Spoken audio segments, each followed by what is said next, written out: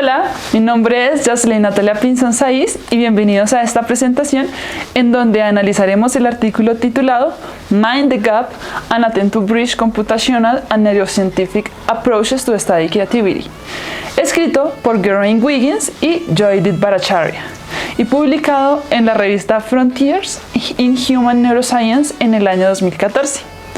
Este artículo forma parte de un debate apasionante y aún sin resolver del todo en las ciencias cognitivas, cómo estudiar un fenómeno tan complejo y multifacético como la creatividad. Más específicamente, cómo integrar dos enfoques que históricamente han trabajado por separado, la computación cognitiva y la neurociencia. La creatividad ha sido tradicionalmente un concepto difícil de definir y aún más difícil de medir y muy desafiante de explicar científicamente.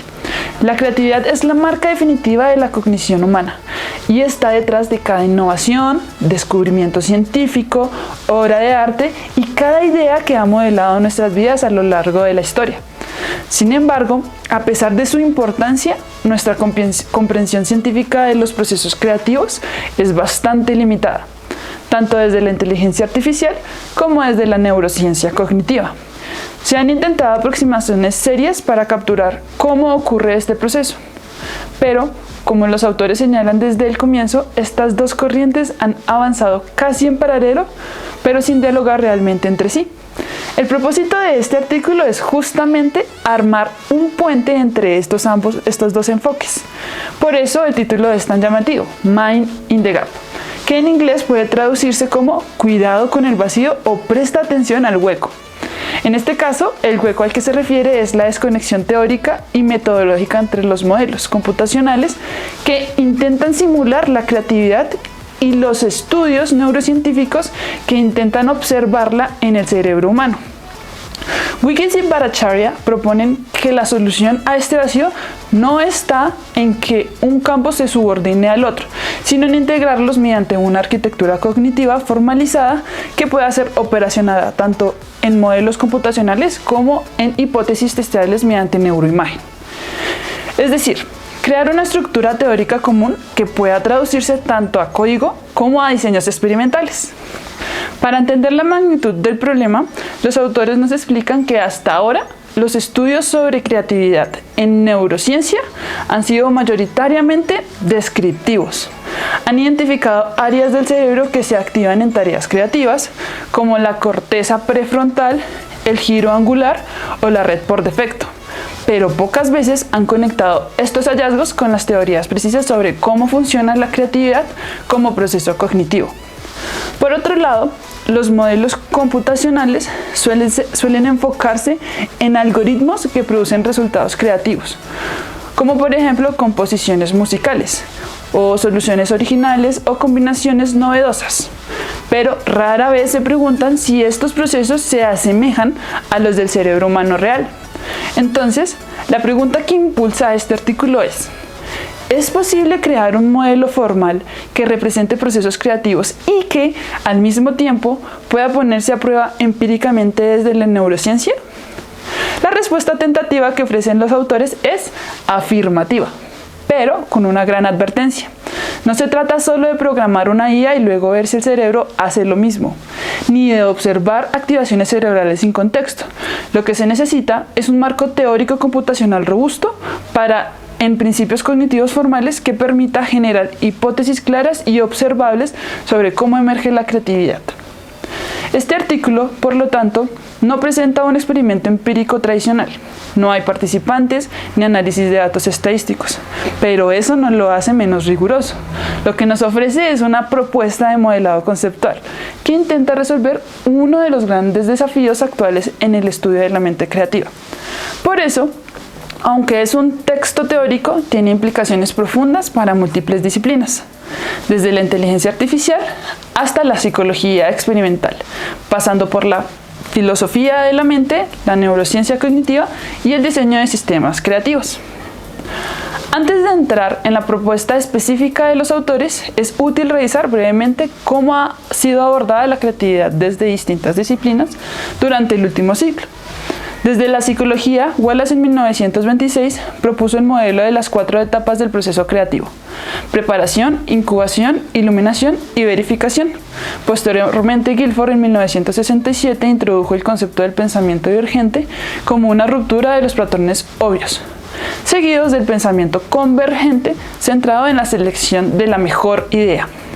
Csikszentmihalyi desarrolló la noción del flujo como estado mental óptimo durante la actividad creativa, mientras que Bowden en 2003 ofreció una teoría cognitivista general que clasifica los tipos de creatividad según la relación de los marcos conceptuales existentes. Estos enfoques han contribuido a desmitificar la creatividad, alejándola de la obra romántica del genio, para llevarla al terreno de los procesos cognitivos observables. En este sentido, el artículo de Wiggins y Bhattacharya se inscribe en esta tradición, pero da un paso más allá de intentar formalizar una arquitectura cognitiva que puede ser testeable tanto desde lo computacional como desde lo neurocientífico. En las próximas secciones vamos a desglosar los elementos principales de esta propuesta. ¿Cómo definen la creatividad desde una perspectiva computacional?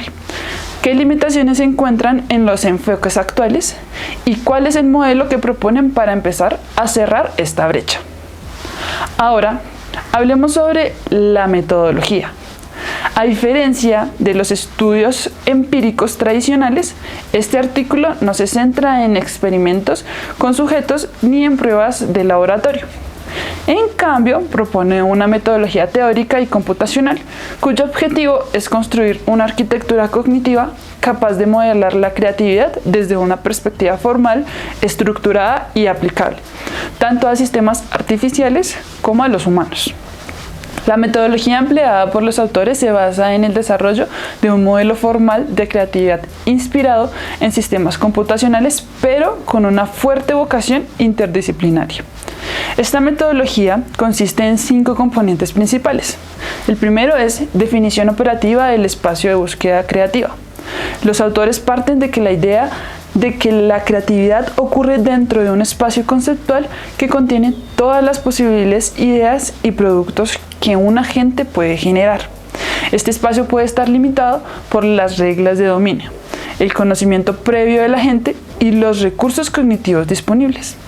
El segundo es la aplicación de reglas transformacionales a partir del espacio. La creatividad se activa mediante las reglas que permiten combinar, modificar o explorar nuevos elementos.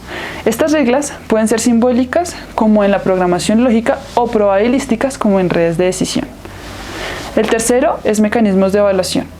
No toda idea nueva es creativa. Por eso se incluye un sistema de evaluación que valora si lo producido es novedoso, apropiado y significativo. Esta evaluación puede estar automatizada o depender de una referencia externa, por ejemplo, un juicio humano. La cuarta es la iteración y reformulación del espacio.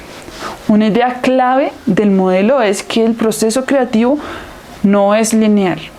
Una vez generada y evaluada una idea, el sistema puede volver atrás, reformular el espacio, modificar las reglas o cambiar los criterios de evaluación. Y la quinta propuesta es el mapeo con procesos neurocientíficos.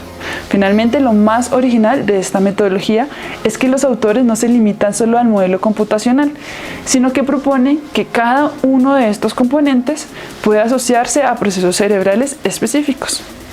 De este modo, la metodología se convierte en una herramienta para generar hipótesis empíricas en neurociencia. Ahora, en cuanto a los resultados, los autores no ofrecen resultados experimentales tradicionales, pero sí presentan ejemplos funcionales del modelo aplicado a contextos reales. Por ejemplo, discuten cómo este marco ha sido utilizado para analizar la creatividad musical, resolución de problemas y generación de ideas en sistemas artificiales. Uno de los ejemplos más claros es el de la composición musical automatizada. En estos sistemas se parte de un conjunto de notas o estilos ya preexistentes. Se definen reglas de combinación, se generan melodías nuevas y luego se evalúan en función de criterios como la coherencia tonal, el ritmo o la estética. Este tipo de procesos, aunque sean computacionales, simulan las fases cognitivas de generación, exploración y evaluación que ocurren también en el cerebro humano. Además, los autores explican que este tipo de modelado es útil no solo para crear sistemas creativos, sino también para entender por qué estos fallan. Por ejemplo, si una red neuronal genera muchas ideas irrelevantes o sin sentido, puede ser porque su mecanismo de evaluación no está calibrado o porque su espacio conceptual es demasiado limitado. Así, el modelo no se presenta como una simple simulación, sino como una metodología teórica que puede guiar la investigación empírica. La idea es que a partir de este marco se puedan diseñar experimentos de neuroimagen que pongan a prueba hipótesis específicas. Por ejemplo, ¿qué regiones cerebrales se activan durante la evaluación de una idea creativa? ¿Hay diferencias cuando se explora el espacio conceptual de forma combinatoria o transformacional? ¿Cómo responde el cerebro cuando se cambia una regla interna del sistema? Estas preguntas derivadas del modelo no están resueltas todavía, pero forman parte del potencial de esta propuesta metodológica: convertir la creatividad en un fenómeno observable, modelable y testeable desde múltiples disciplinas. En cuanto a los resultados, como ya mencioné previamente, este artículo no presenta resultados empíricos en el sentido clásico. No hay grupos de control, ni análisis estadísticos, ni muestras poblacionales. Sin embargo, eso no significa que no se presenten resultados. En este caso, los resultados son de tipo conceptual y aplicativo. Se trata de mostrar cómo la arquitectura cognitiva propuesta puede explicar procesos creativos reales y ser útil para construir modelos observables. En primer lugar, los autores aplican su marco teórico a casos concretos de creatividad computacional, particularmente en la música, ya que este ha sido un terreno fértil para el desarrollo de modelos de generación creativa por parte de sistemas artificiales. En este contexto, Wiggins ha trabajado anteriormente en sistemas que generan música a partir de reglas y estilos definidos. Un sistema de este tipo puede partir, por ejemplo, del sistema de Bach y generar nuevas composiciones que respeten sus estructuras armónicas. La evaluación del resultado no se hace simplemente por gusto, sino mediante un conjunto de criterios formales que el sistema puede aprender y adaptar. Lo importante aquí es cómo este ejemplo ilustra la arquitectura del modelo. Hay un espacio conceptual. En este caso, son las notas musicales posibles dentro de un estilo. Hay unas reglas generativas que combinan las notas según principios de armonía. También hay un mecanismo de evaluación que en este caso juzga si lo generado se ajusta al estilo de Bach o produce una innovación válida. Y por último, hay un ciclo iterativo que ajusta esas reglas en función del resultado.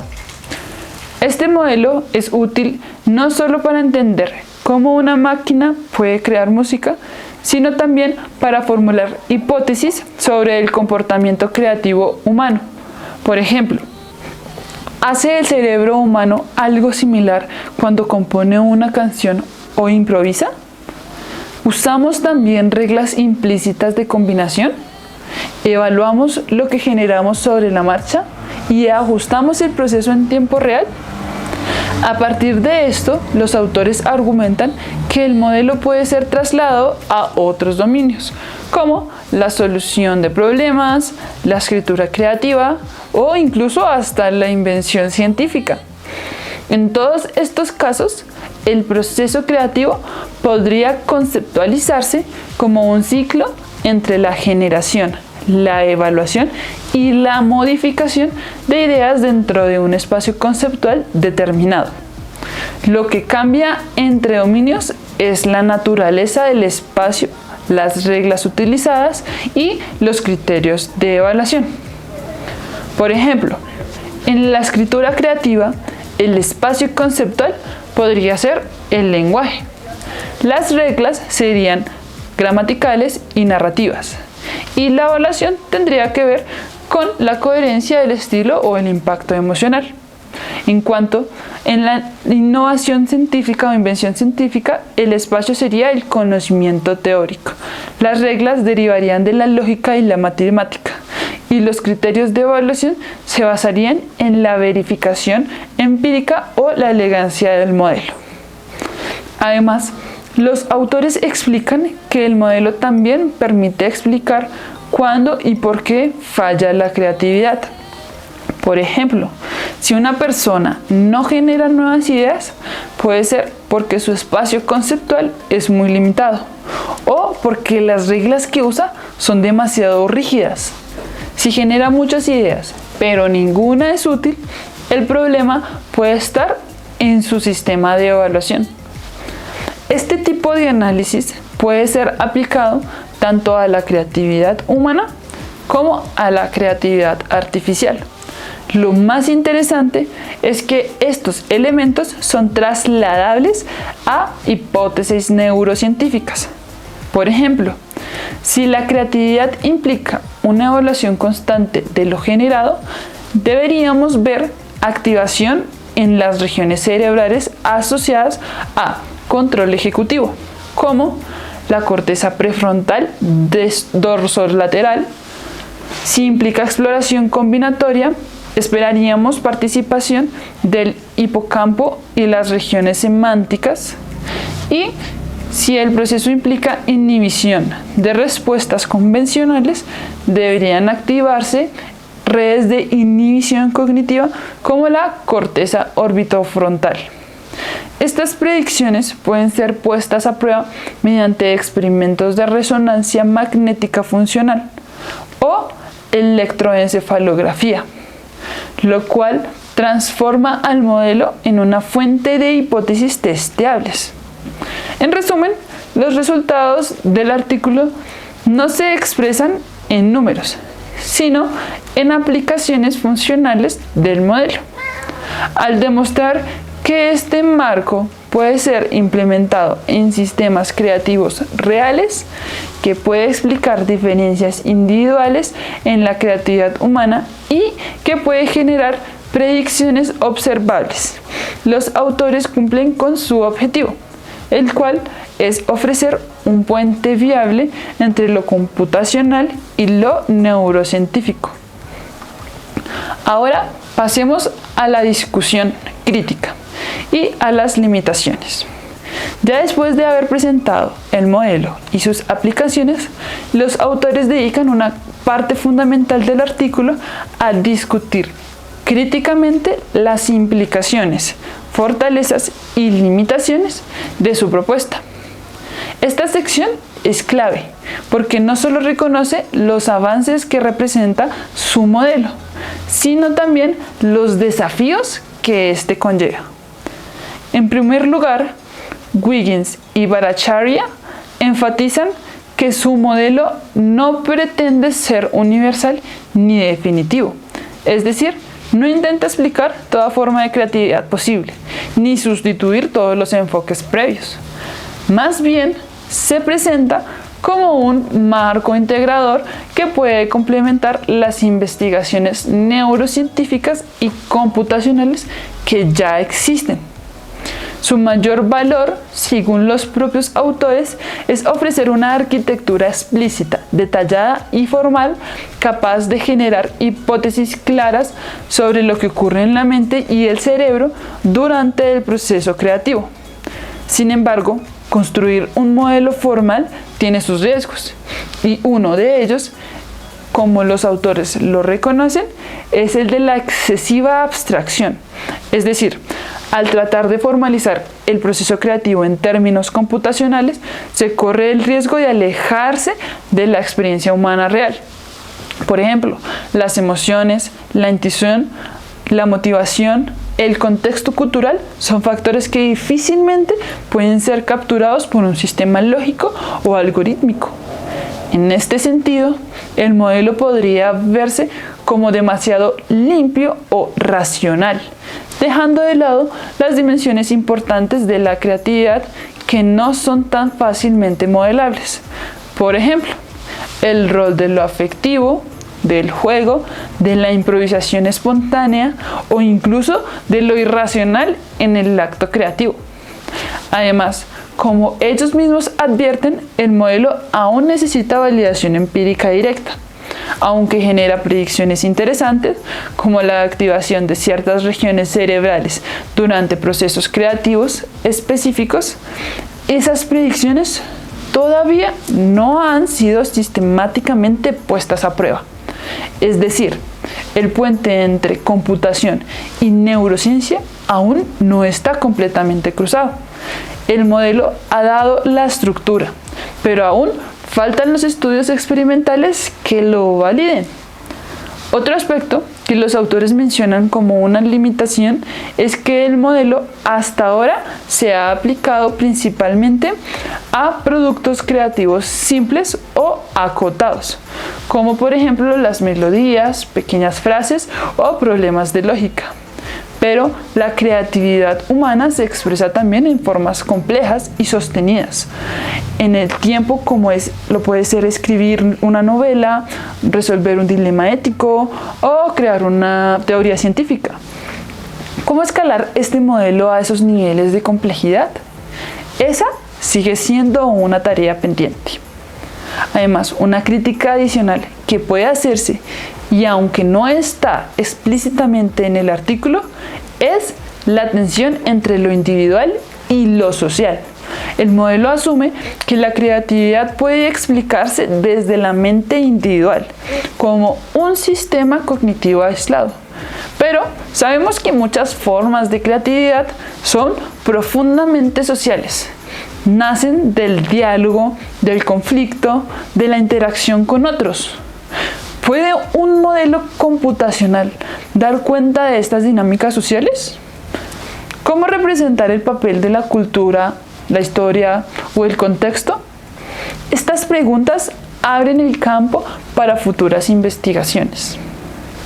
Los autores no las resuelven en este artículo, pero dejan claro que su propuesta es modular y expandible, es decir, que puede integrarse con otros enfoques que aborden estas dimensiones.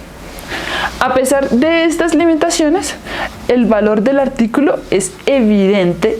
Lo que Wiggins y Bhattacharya han hecho es tomar en serio una tarea que muchos han evitado por su complejidad, la de formalizar la creatividad. Han creado un modelo que no solo genera productos, sino que explica cómo se generan, que no solo simula el resultado, sino que disecciona el proceso, y que no solo funciona en una computadora, sino que puede informar la investigación cerebral.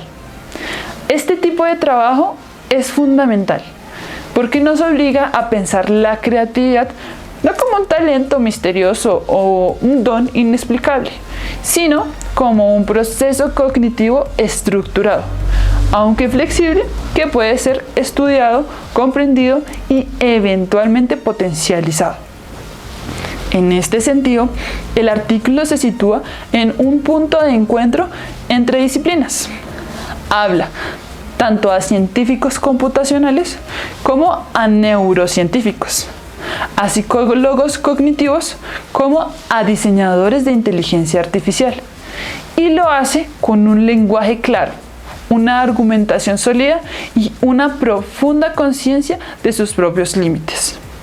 Llegamos así a la última parte de este recorrido por el artículo Mind the Gap. Y para concluir, Vale la pena no solo resumir los aportes del texto, sino también reflexionar críticamente sobre su alcance, su valor para la investigación y sus implicaciones para el estudio de los procesos cognitivos. Lo primero que resalta es que este trabajo representa un ejemplo sólido de integración teórica. En lugar de repetir los enfoques clásicos sobre creatividad, que muchas veces se mantienen en sus propias disciplinas, este artículo toma el riesgo de construir un marco intermedio, un puente real entre la computación y la neurociencia. Este puente no es metafórico, se trata de una estructura de conceptos, funciones y procesos que pueden ser formalizados en algoritmos, pero también traducidos en hipótesis observables en el cerebro humano. Esta doble dirección es lo que le da su riqueza.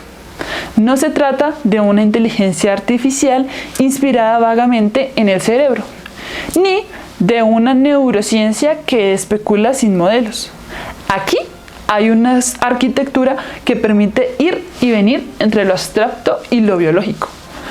Otro punto valioso es que el artículo hace avanzar el debate sobre qué significa modelar cognitivamente la creatividad. Nos propone pensar que ser creativo no es un acto mágico ni una anomalía, sino el resultado de una arquitectura funcional capaz de generar ideas, de evaluarlas, transformarlas y aprender de sus errores. Esto, por supuesto, no excluye lo subjetivo, lo emocional o lo cultural, pero nos permite poner en orden un campo que muchas veces ha sido desordenado. Nos da categorías, procesos y estructuras para pensar la creatividad no como un caos misterioso, sino como un sistema complejo pero comprensible.